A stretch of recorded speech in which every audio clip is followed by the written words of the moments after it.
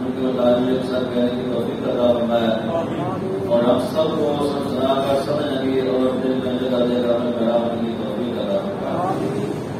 یہ سب جانتے ہیں کہ قرآن مقدس اللہ تبارک و تعالیٰ کا نازل کردہ کتاب ہے، اس کا اپنا کلام ہے اور اللہ تبارک و تعالیٰ فرما رہا ہے ہدی للمتقین، یہ قرآن متقین کے لیے ہدایت ہے، یعنی مومنین کے لیے ہدایت ہے۔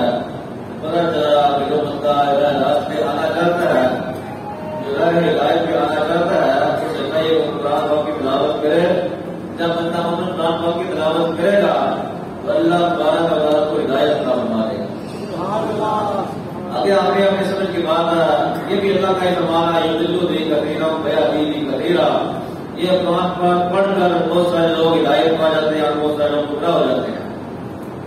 اب سمجھ اپنی اپنی ہوتی ہے، بندہ جو بندے کا اپنا نظریہ ہے اس کے مطابق کچھ آیات تلاش کر دیتا ہے، اور ایک بندے کا اور نظریہ ہے وہ اس مطابق قرآن پاک سے اپنی آیات تلاش کر دیتا ہے۔ بات یہ ہے کہ بندہ حق بھی آئے اس میں قریب بھی رہے اور بندہ صحیح سمجھے اسلام کے مطابق، بندہ آ کر قرآن پاک کی آیات کی تلاوت کرے، قرآن پاک کی آیات کو دل میں جگہ دے اور پھر عمل کرے، سمجھے تو پتہ چلتا ہے کہ اللہ تبارک و تعالیٰ کا سارا قرآن ہدایت ہے۔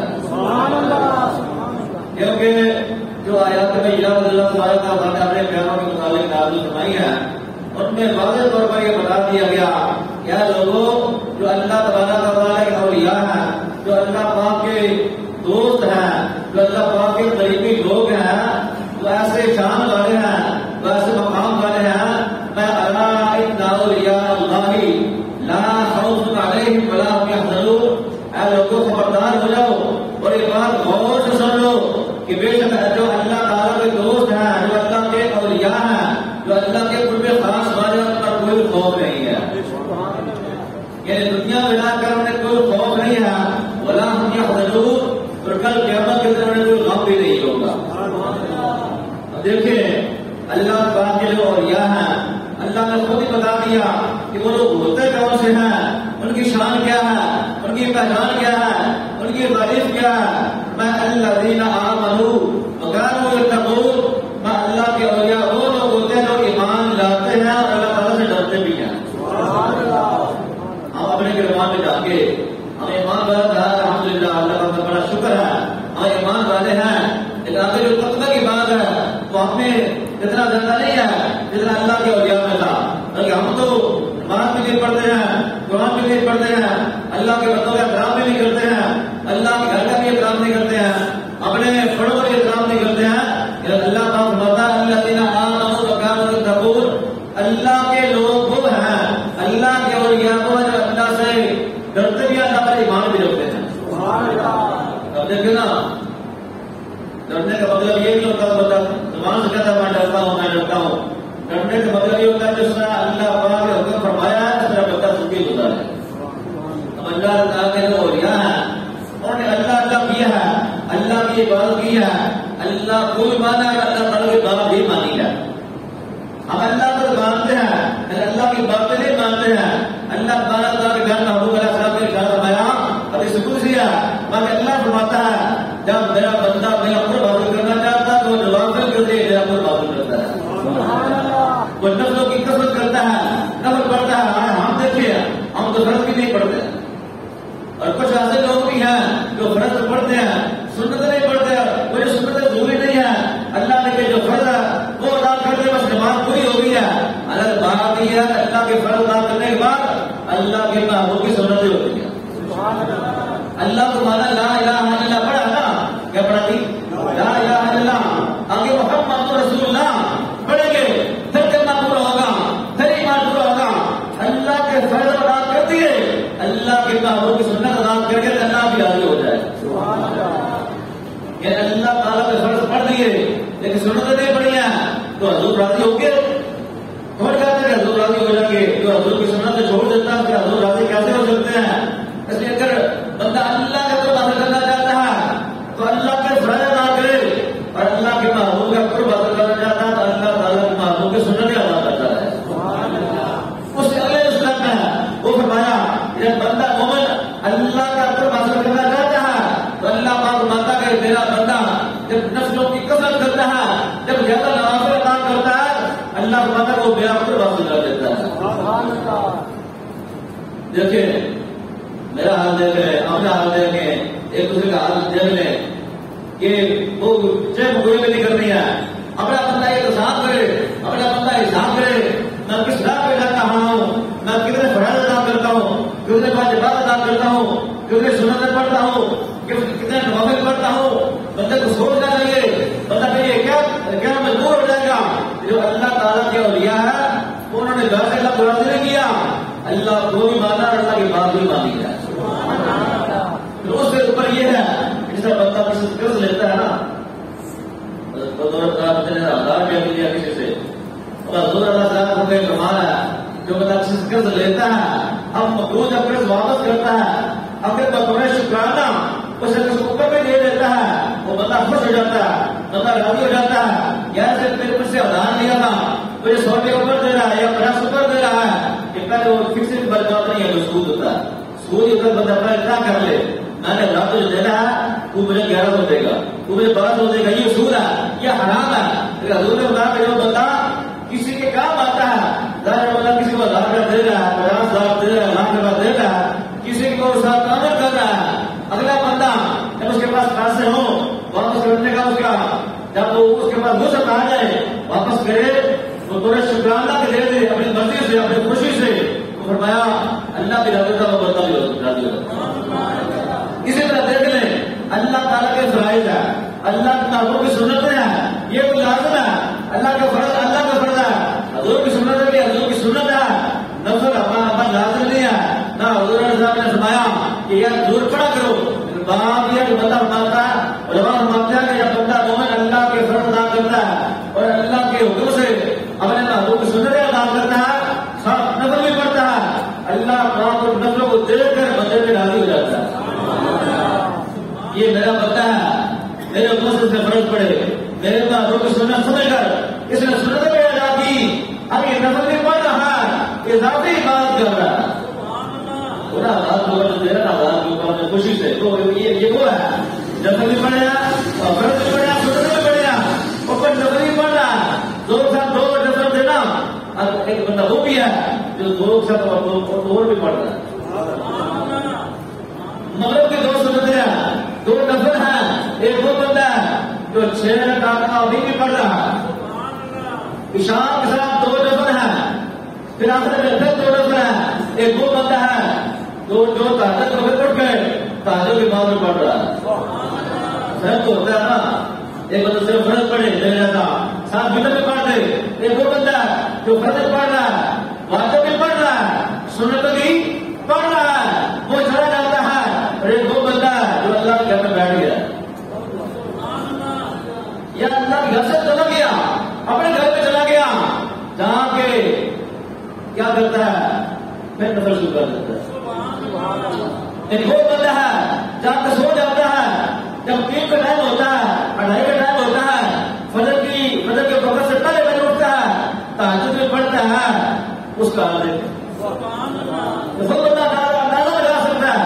یہ بات سمجھانے کے قابل سمجھنے کے قابل بھی ہے. ایک بندہ وہ ہے جو صرف فرض پڑھتا ہے, واجب پڑھتا ہے, وہ سنت پڑھنے والا برابر نہیں ہو سکتا. ایک بندہ فرض پڑھتا ہے, واجب پڑھتا ہے, سنتیں پڑھتا ہے, ایک بندہ نفل بھی پڑھ رہا ہے, وہ یہ بندہ برابر نہیں ہو سکتا. اور ایک وہ بندہ جو فرض پڑھتا ہے, واجب بھی پڑھتا ہے, سنتیں بھی پڑھتا ہے, نفل بھی پڑھتا ہے, اور ایک وہ بندہ جو ساتھ تہجد بھی پڑھ رہا ہے, وہ یہ برابر نہیں ہو سکتے. برابر ہو سکتے ہیں, ہمارے دل کے ماں تک برابر ہو سکتے ہیں. یہی بات ہے, نبی ہوتا ہے, امتی ہوتا ہے. جو بتائیے کیا دے, نبی امتی بات کا برابر ہوتا ہے, وہ کیسے سچا ہو سکتا ہے. بات سمجھنے کی ہے نا, بات عقل میں رکھنے کی ہے, بات عقل کو سمجھانے کی ہے. اب بھائی اگر 2 بندے, وہ جو فرض پڑھ رہا ہے, ساتھ واجب پڑھ رہا ہے, ساتھ سنتیں پڑھ رہا ہے, اور وہ جو ساتھ نفل پڑھ رہا ہے, یہ 2 بندے برابر نہیں ہو سکتے. نبی اور امتی کیسے برابر ہو سکتے. نبی تو وہ ہوتا ہے جس کے صدقے سے ایمان ملتا ہے, جس کے صدقے سے قرآن ملتا ہے, جس کے صدقے سے رحمان ملتا ہے. اس کی برابر سے وجہ وہ بھی برابر, وہ بھی انسان کا انسان ہے. بھائی تو انسان اگر آپ کو دیکھتا ہے, اللہ پاک نے جو شان عطا فرمائی ہے وہ یہ ہے جو اللہ پاک نے اپنے محبوب کو قرآن عطا فرمایا وہ باقی کتابوں سے بھی افضل ہے. باقی بڑی چیز کتابیں آسمانی تورات زبور انجیل یہ بھی آسمانی کتابیں ہیں. قرآن پاک بھی آسمانی کتاب ہے لیکن جب موازنہ کیا جائے گا جب توازن کیا جائے گا جب مقابلہ کیا جائے گا جب دیکھا جائے گا جب امتیاز کیا جائے گا جب فرق کیا جائے گا تو قرآن پاک سب سے افضل اور اعلیٰ ہے. باقی کتابوں کے اصلی نسخے نہیں ملتے ہیں. جتنی بھی کو بندہ کرنے دے دے یہ اصل ہے یہ اصل ہے یہ اصل ہے ہم نہیں مانیں گے کیونکہ اصل ہے نہیں ہے. ان کے اندر بدل ہو گیا ان کے اندر تبدیلیاں ہو گئی لیکن قرآن کا ایسی شان والی کتاب ہے. اللہ فرماتا ہے اِنَّا نَحْنُ نَزَّلْنَا الذِّكْرَ وَإِنَّا لَهُ لَحَافِظُونَ. اللہ پاک شان فرماتا ہے کہ قرآن کا ہم نے نازل کیا ہے اور ہم اس کی حفاظت کرنے والے ہیں. اس قرآن پاک کے اندر اللہ پاک کا جو شان ہے لوگوں سن لو اور کر لو خبردار ہو جاؤ. بے شک وہ لوگ جو اللہ کے دوست بن گیا انہیں نہ تو دنیا میں خوف ہے نہ کر قیامت کرنے کو غم ہوگا. اور لوگ عام نہیں ہیں اللہ نے عام لوگوں کے قبول اور وہ ایسے لوگ ہیں جو ایمان لانے کے ساتھ ساتھ اللہ تعالیٰ سے ڈرتے بھی رہتے ہیں. اگلی آیت ہے بڑی پیاری ہے سارا قرآن بڑا پیارا ہے. اللہ فرماتا ہے لَهُمُ الْبُشْرَى فِي الْحَيَاةِ الدُّنْيَا وَفِي الْآخِرَةِ لَهُمُ الْبُشْرَى فِي الْحَيَاةِ الدُّنْيَا وَفِي الْآخِرَةِ. اللہ فرماتا ہے ان کے لیے اس دنیا میں بھی خوشخبری ہے آخرت میں بھی خوشخبری ہے. سبحان اللہ لَهُمُ الْبُشْرَى فِي الْحَيَاةِ الدُّنْيا وَفِي الْآخِرَةِ. ان کے لیے اس دنیا میں بھی خوشخبری ہے اور آخرت میں بھی خوشخبری ہے. ذَلِكَ هُوَ الْفَوْزُ الْعَظِيمُ. اور یہ بہت بڑی کامیابی ہے یہ بہت بڑی کامیابی ہے. ذَلِكَ هُوَ الْفَوْزُ الْعَظِيمُ. یہ بہت بڑی کامیابی ہے.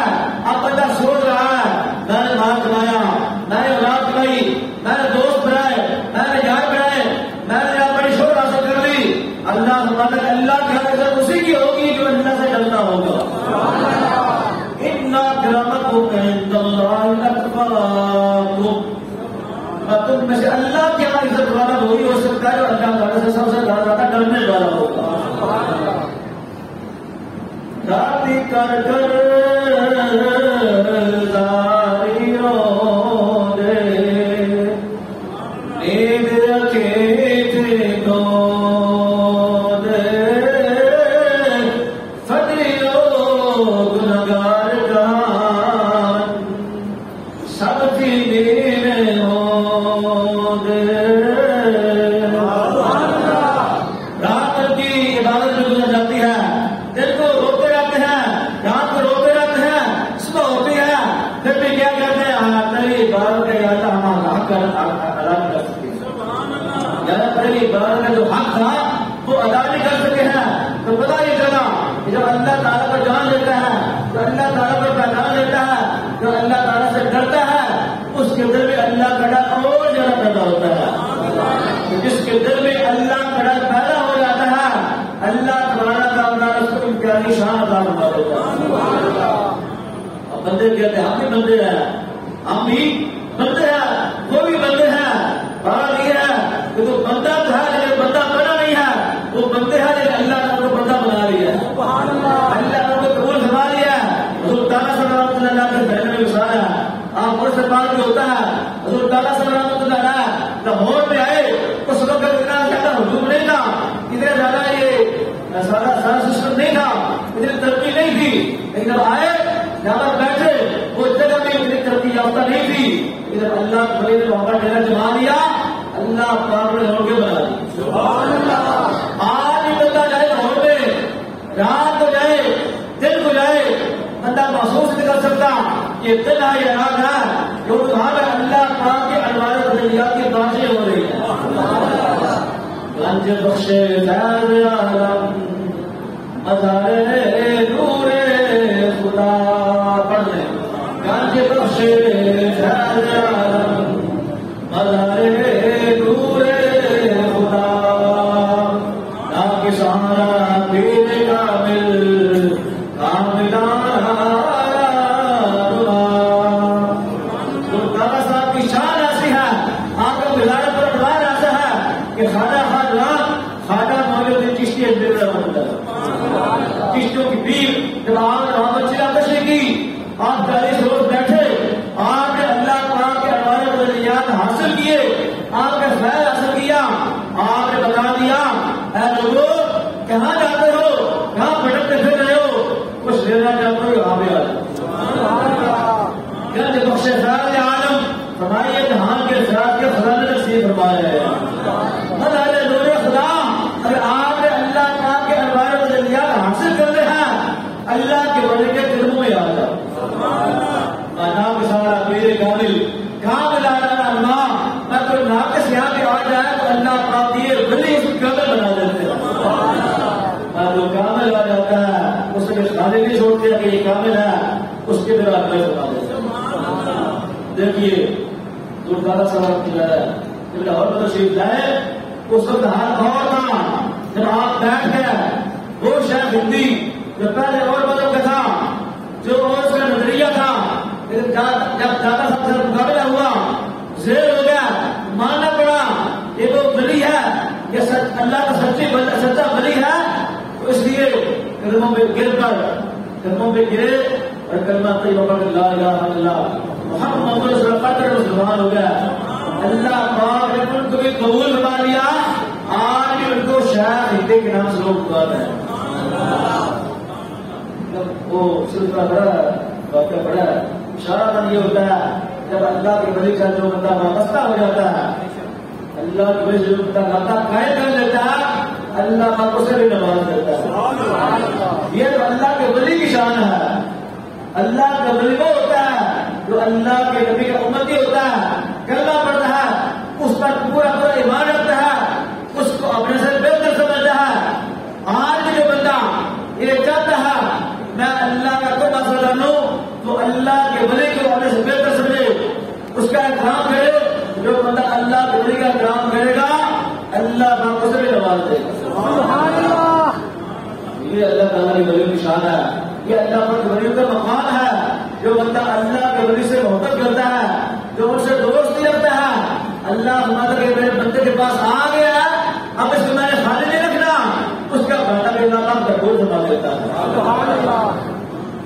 یہ ہے قرآن پاک 10 حدیث پاک 10 یہ ہے اب بندہ قرآن پاک پڑھ کر مجھے کچھ نہیں کر سکتے وہ کچھ دے نہیں سکتے ہیں اس طرح بتا آیات پڑھ کر جو کتوں کے متعلق نازل ہوئی بندہ تو گناہ کرتا ہے وہ بھی بندہ ہی ہے اور ایک وہ بندہ ہے جو اللہ کے پیاروں کی محبت بیان کرتا ہے جو اللہ کے پیاروں کی محبت دل میں بساتا ہے جو اللہ کے بندوں کی محبت لوگوں کو دل میں بساتا ہے وہ بھی بندہ ہی لیکن جب قیامت کے دن اللہ کے بارگاہ میں پیش ہوں گے جو بندہ محبت کر رہا ہے اللہ پاک اس کو قبول فرما دے سبحان اللہ باقی نسل کام نہیں آتی ہے محبت کام آتی ہے وہاں پہ اللہ پاک ہم سب کو اور پیاروں کی محبت نصیب کرنا اور پیاروں کا احترام نصیب کرنا آپ نے یوسف کا آپ نے ایک کلاس میں پندرہ ستمبر کو روز کو صبح 9 بجے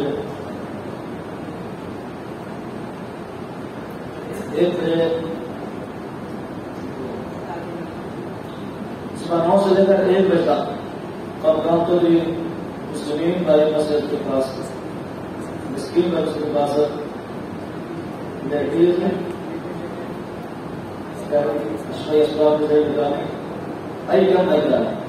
اس میں ہمارے پاس تشریف لا رہے ہیں 50,000 پرچے کے ہوں گے جو بندہ نظر کروانا کرانا چاہتا ہے وہ آگے جا کر گانا کروا سکتا ہے باقی جو اینٹر ویکتی ہوتی ہیں وہ بھی دیکھ سکتا ہے باقی آپ کا جو چکر ہے وہ 50 ہو جائے گا تو یہ تھوڑی اسکیم صاحب رستا ہے موقع میں وہاں یہ کم لگے گا سب سے گزارش ہے جو مریض ہیں آنکھوں والے وہ جو آپ کروا سکتے ہیں وہاں دستیاب ہوگی رات تک کبھی کیا جائے گا. اللہ پاک کی دعا ہے اللہ پاک اصل کو حضور السلام کا غلام بنایا، تابعدار بنایا اور اس کو سننے والا